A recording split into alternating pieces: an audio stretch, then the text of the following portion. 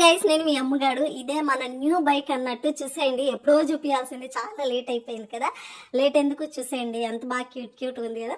అంటే ఫ్యామిలీస్ కి ఇదే సెట్ అవుతుంది, బ్యాచులర్స్ కి అయితే వేరే ఉంటది. నాకు కూడా ఫస్ట్ చూసినప్పుడు అంత కొద్ది ఓల్డ్ మోడల్ ఉంది ఏంది అని అన్నా, బట్ ఫ్యామిలీస్ కి తను చేసే వర్క్ కి ఇదే బాగా సెట్ అవుతుంది అని చెప్పేసి ఇది తీసుకున్నారు. అండ్ మా ఈఎంఐలు తొందరగా అయిపోవాలని బ్లెస్ చేయండి.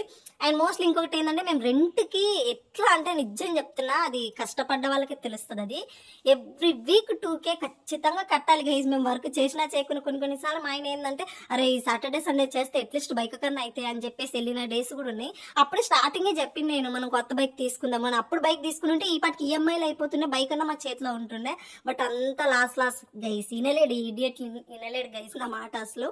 ఇంకా తర్వాత ఇప్పుడు అన్ని అబ్జర్వ్ చేసి అన్ని అయిపోయినాక రియలైజేషన్ పార్ట్ వస్తుంది అన్నట్టు మా ఆయనకి.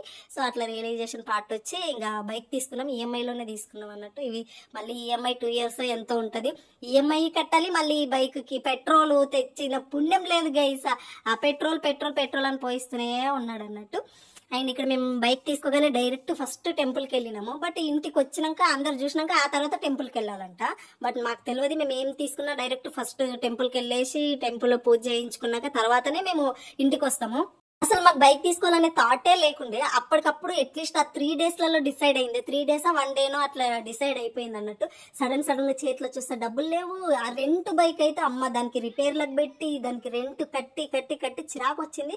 ఇంకా సడన్ గా మళ్ళీ ఆ బైక్ రిపేర్ వచ్చింది. అంతకుముందు 600 పెట్టినుండే, మళ్ళీ దానికి రిపేర్ వచ్చింది. అమ్మ దీనికి 600 1000 ఎందుకురా పెట్టాలి అని చెప్పేసి అప్పటికప్పుడు ఇప్పటికైనా సరే కొత్త బైక్ తీసుకుంటే ఈఎంఐలన్నా అయితే కదా. ఇప్పుడు వీక్లీ 2K, మీకు తెలుసుంటాయి కదా రెంట్ బైక్లు. వీక్లీ 2K, మంత్లీకి ఎంత అవుతుంది చెప్పండి కదా. అవే అట్లీస్ట్ ఇక్కడ ఈఎంఐ పోతే ఇదన్నా అవుతుంది కదా అని చెప్పేసి మళ్ళీ వర్క్ చేసినా చేయకుండా ఖచ్చితంగా 2K కట్టాలి గైస్. అందుకని చెప్పేసి ఆ విసుగొచ్చి ఇంకా తీసుకుందాం. ఆయన యాక్చువల్గా అయితే ఈ రోజు మా ఇంటికి రావాలి బైక్ అని చెప్పేసి ఉంది. అందుకే సడన్ గా వచ్చింది. ఎప్పుడో చాలా సార్లు అన్నా బైక్ కొందాం అని చెప్పేసి, అప్పుడు ఎప్పుడూ రాలేదు. ఇప్పుడు సడన్ గానే 2 daysలలో అట్లా అనుకున్నాడు, ఇట్లా వచ్చేసింది.